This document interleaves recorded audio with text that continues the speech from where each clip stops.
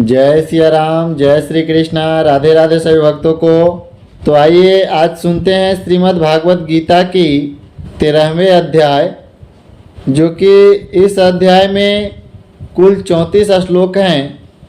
इसलिए इस अध्याय को भी मैं 2 भागों में समझाऊंगा और इस अध्याय को क्षेत्र क्षेत्रज्ञ विभाग योग के नाम से भी जानते हैं। गीता प्रतिदिन पढ़ना चाहिए और सुनना चाहिए। गीता हमें जीवन जीने की कला को सिखाती है। तो आइए विलंब न करते हुए श्री वृंदावन बिहारी लाल जी के नाम लेकर के कथा आरंभ करते हैं। भगवान श्री कृष्ण कहते हैं अर्जुन से, हे अर्जुन, यह शरीर क्षेत्र है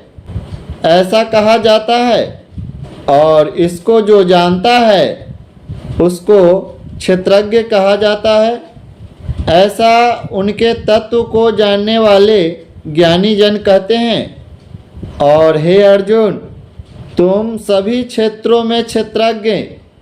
अर्थात जीवात्मा भी मेरे को ही समझो,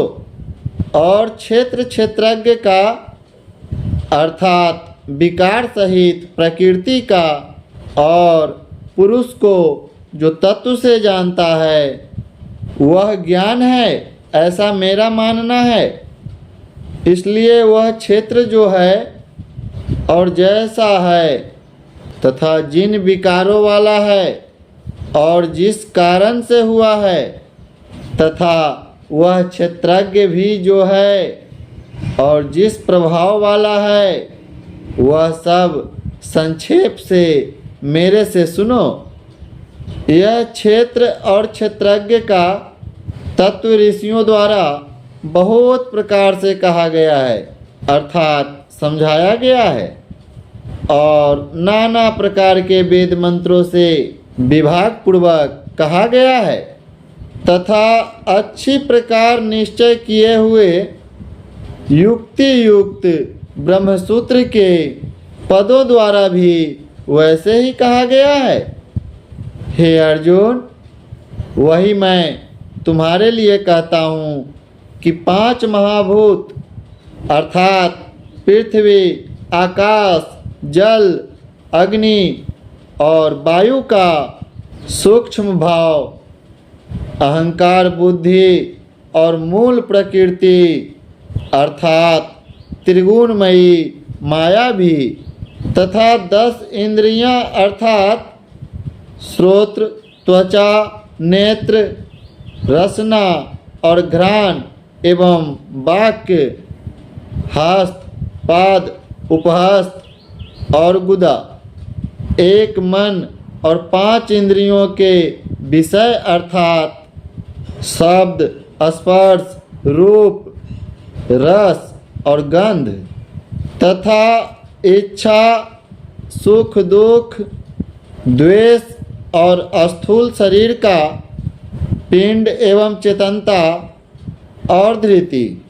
इस प्रकार यह क्षेत्र विकारों के सहित संक्षेप से कहा गया है। हे अर्जुन, श्रेष्ठता के अभिमान का अभाव, दंभ आचरण का अभाव, प्राणी मात्र को किसी प्रकार भी न सताना और क्षमा भाव तथा मन वाणी की सरलता, श्रद्धा भक्ति सहित गुरु की सेवा, बाहर भीतर की शुद्धि, अंतःकरण की स्थिरता, मन और इंद्रियों सहित शरीर का निग्रह, इस लोक और परलोक के संपूर्ण भोगों में आसक्ति का अभाव और अहंकार का भी अभाव, एवं जन्म, मृत्यु, जरा और रोग आदि में दुख दोषों को बारंबार याद करना, पुत्र, स्त्री, घर और धनादि में आसक्ति का अभाव होना और ममता का न होना, तथा प्रिय अप्रिय की प्राप्ति में सदा ही चित्त का सम रहना, अर्थात मन के अनुकूल तथा प्रतिकूल के प्राप्त होने पर हर्ष शोक आदि विकारों का न होना, मुझ परमेश्वर में एक ही भाव से स्थिति रूप ध्यान योग के द्वारा अव्यभिचारिणी भक्ति तथा एकांत और शुद्ध देश में रहने का स्वभाव और विषय आसक्त मनुष्यों के समुदाय में प्रेम का न होना तथा अध्यात्म ज्ञान में नित्य स्थिति और तत्व ज्ञान के अर्थ रूप परमात्मा को सर्वत्र देखना, यह सब तो ज्ञान है, और जो इससे विपरीत है वह अज्ञान है, ऐसा कहा जाता है। हे अर्जुन, जो जानने योग्य है तथा जिसको जानकर मनुष्य परम आनंद को प्राप्त होता है, उसको अच्छी प्रकार कहूँगा। वह आदि रहित परम ब्रह्म अकथनीय होने से न सत्य कहा जाता है और न असत्य कहा जाता है, परंतु वह सब ओर से हाथ पैर वाला एवं सब ओर से नेत्र सिर और मुख वाला तथा सब ओर से श्रोत्र वाला है, क्योंकि वह संसार में सबको व्याप्त करके स्थित है और संपूर्ण इंद्रियों के विषयों को जानने वाला है, परंतु वास्तव में सब इंद्रियों से रहित है तथा आसक्ति रहित और गुणों से अतीत हुआ भी अपनी योग माया से सबको धारण पोषण करने वाला और गुणों को भोगने वाला है, तथा वह परमात्मा चराचर सब भूतों के बाहर भीतर परिपूर्ण है और चर अचर रूप भी वही है, और वह सूक्ष्म होने से अभिज्ञ है तथा अति समीप और दूर में भी वही स्थित है, और वह विभाग रहित एक रूप से आकाश के सदृश स्थित प्रतीत होता है, तथा वह जानने योग्य परमात्मा विष्णु रूप से भूतों को धारण करने वाला और रुद्र रूप से संहार करने वाला तथा ब्रह्मा रूप से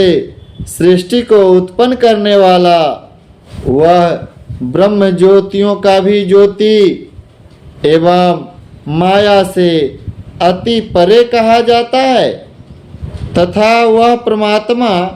बोध स्वरूप और जानने योग्य हैं एवं तत्व ज्ञान से प्राप्त होने वाला और सबके हृदय में स्थित हैं। तो चलिए मिलते हैं अगली वीडियो में, और आज मैं इस कथा में आप लोगों को 17वें श्लोक तक समझाया हूँ, बस सुनाया हूँ, और कथा सुनने से भगवान श्री कृष्ण और माँ राधा रानी जी की कृपा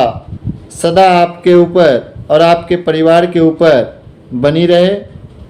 तो चलिए, जय सिया राम, जय श्री कृष्णा, राधे राधे, और एक बार प्रेम से बोलिए वृंदावन बिहारी लाल की जय।